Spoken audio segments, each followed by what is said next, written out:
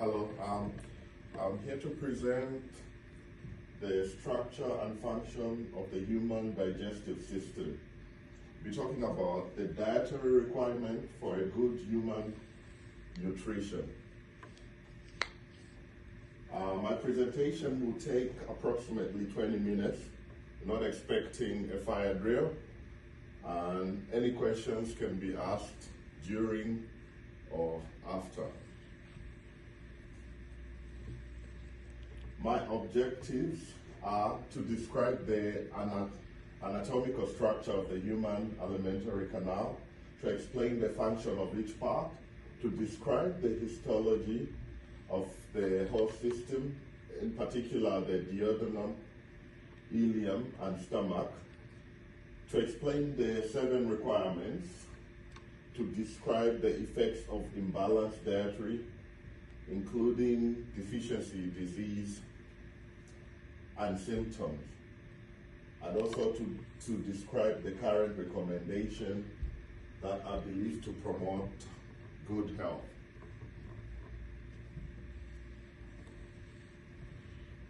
The anatomical structure of the alimentary canal. We have the mouth, the pharynx, the esophagus, stomach, small intestine, liver, gallbladder, and pancreas. This connects to the stomach, that leads to the large intestines or colon, a wider and shorter tube. And at the end, we have the rectum and we have the anus. And that's the diagram of the whole alimentary canal, like what I've just spoken about. We have the mouth there, which has the salivary glands, and the esophagus, that's the long tube. And then we have the liver, the gallbladder, the pancreas, the stomach, the small intestines, and the large intestine, known as the colon. And then we have the rectum and the anus. The functions of the human alimentary canal, including mechanical, chemical, digestion, and absorption. From the mouth, obviously, we chew, and then after we chew, saliva is secreted, and that softens the thing, and the food, and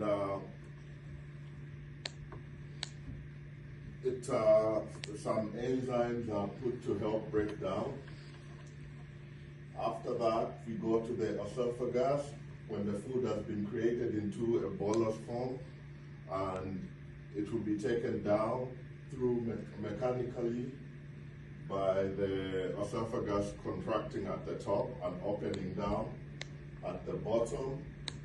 After that, it will go into the stomach, and in the stomach, that's where you have the chaining mechanical process to break down the food further. And then you also have a lot of gastric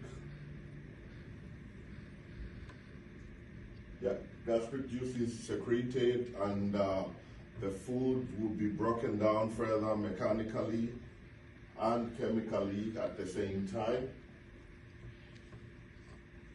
And also acid is added to the food to break down the germs. So, yeah.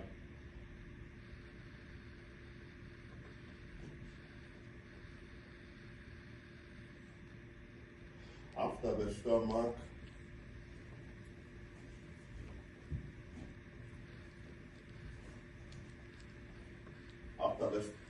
we'll go into the small intestines, and in the small intestines, that's where like a lot of absorption takes over. When the food is broken down, we have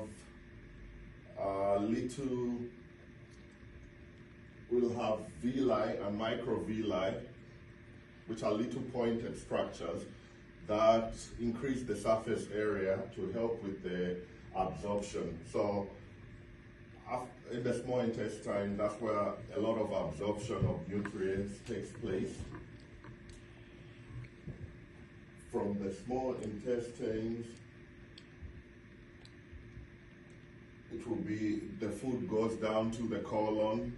In the colon, that's what we get is just a lot of water absorption.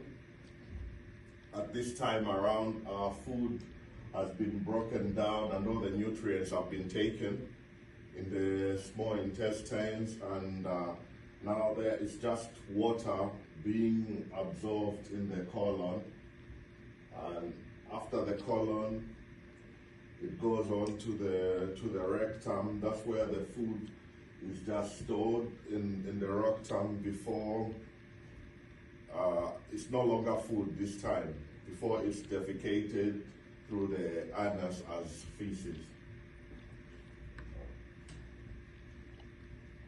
Histology of the stomach, duodenum, and ileum, and one of the main functions of the liver related to digestion.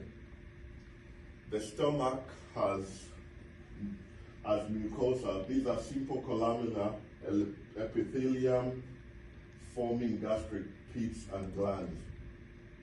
They secrete mucus for the protection of the stomach because hydrochloric acid is secreted in the stomach to kill germs. So mucus has to line the stomach to keep so that the hydrochloric acid doesn't harm the stomach. We also have chief cells, pepsinogen, and gastric lipase for proteins and fats. Lastly, we have the enterodotoxin cells for gastrin. It also has muscular externa, which are 3 types of longitudinal cellular, oblique for strong and churning. The main role of the stomach is to mechanical churn and chemical digestion of proteins to pepsin. Then we got the duodenum, which is the first part of the small intestine. It has villi lined with simple epithelium and goblet cells containing its subcoscia brain glands from stomach. Also found muscularis, 2 layers which are longitudinal and circular, enabling peristalsis and segmentation. Like I explained earlier, peristalsis is the process whereby food moves down the alimentary canal when the top contracts and the bottom relaxes to help the food go down the alimentary canal.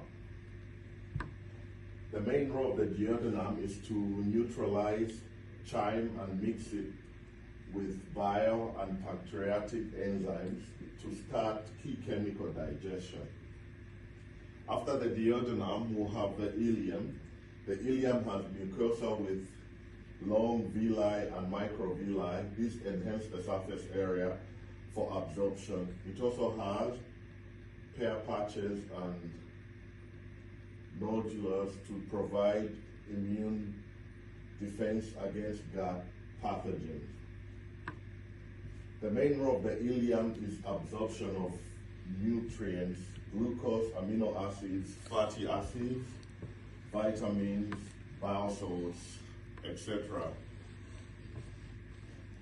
Then we have the liver. The liver produces bile salts, emulsifies fats, and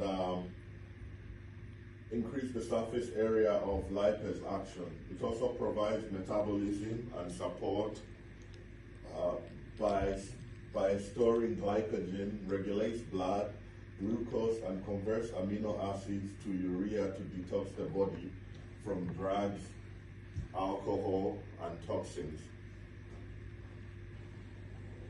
Lastly, provides plasma proteins to support transport and digestion indirectly.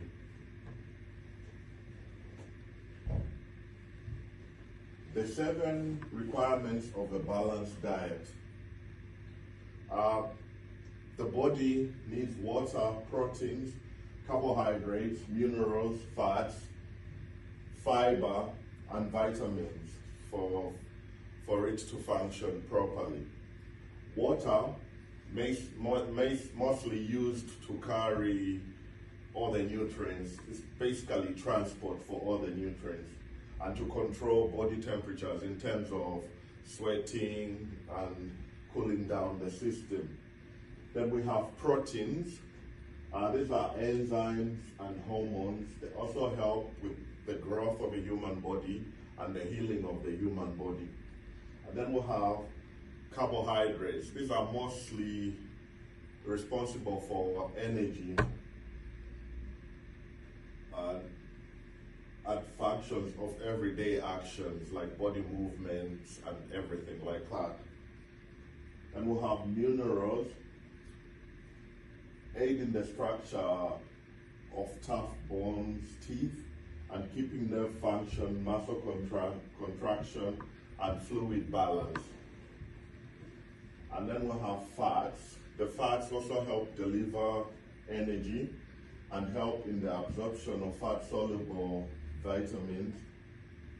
They also help to protect the body. And then we have fiber or roughage. It helps in digestion and bowel movements. Then we have vitamins. Vitamins, they control metabolic procedures, increase immunity, and vital for normal growth and function, like vitamin C and vitamin D for bones. Dietary imbalance and deficiency diseases. Dietary imbalance is the lack of the right nutrients or excess of the same type of nutrients. Deficiency diseases and symptoms. Profit deficiency leads to a condition called kwashiorkor or marasmus. Their symptoms are wasting, swollen abdomen, and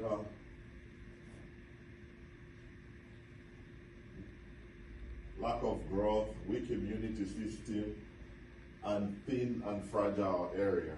This disease is quite common in Africa. And then we've got vitamin A deficiency. Symptoms include night blindness and amplified infection risk. And vitamin D deficiency causes rickets in children. That's when kids grow with legs which are like in a ball. And symptoms are bone pain, delayed growth, and the ball-like legs I mentioned earlier on.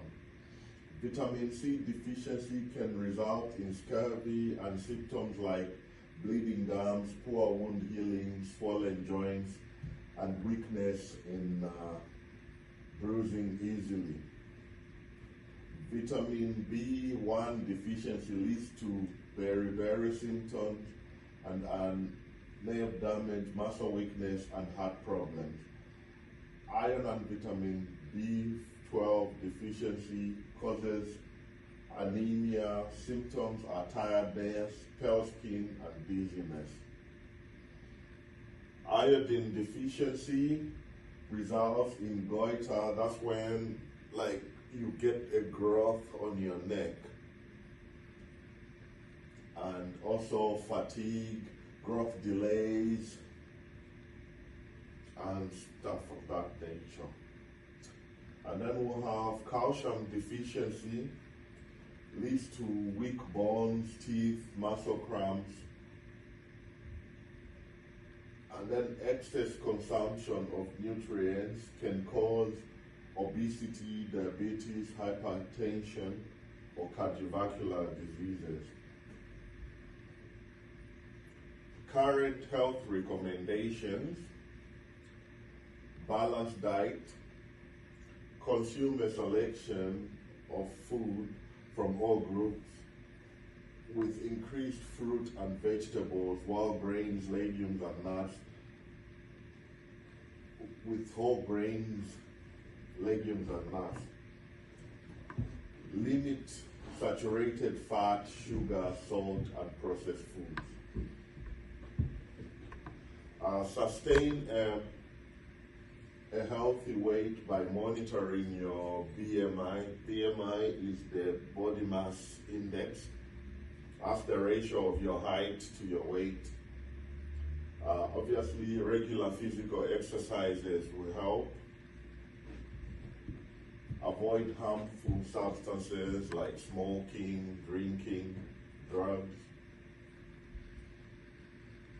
Hydrate, drink lots of water and fluids, and make sure you sleep properly with enough hours, sleeping between 7 and 9 hours on a daily basis.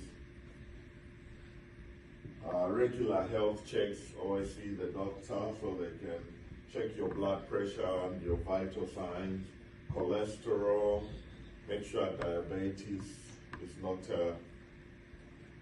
a condition you're developing. Diet and nutrition myths against fats. Myth: avoid meals to help lose weight. That's actually not true. The truth is, it slows metabolism, which may lead to you overeating later. Myth: all fats should be avoided.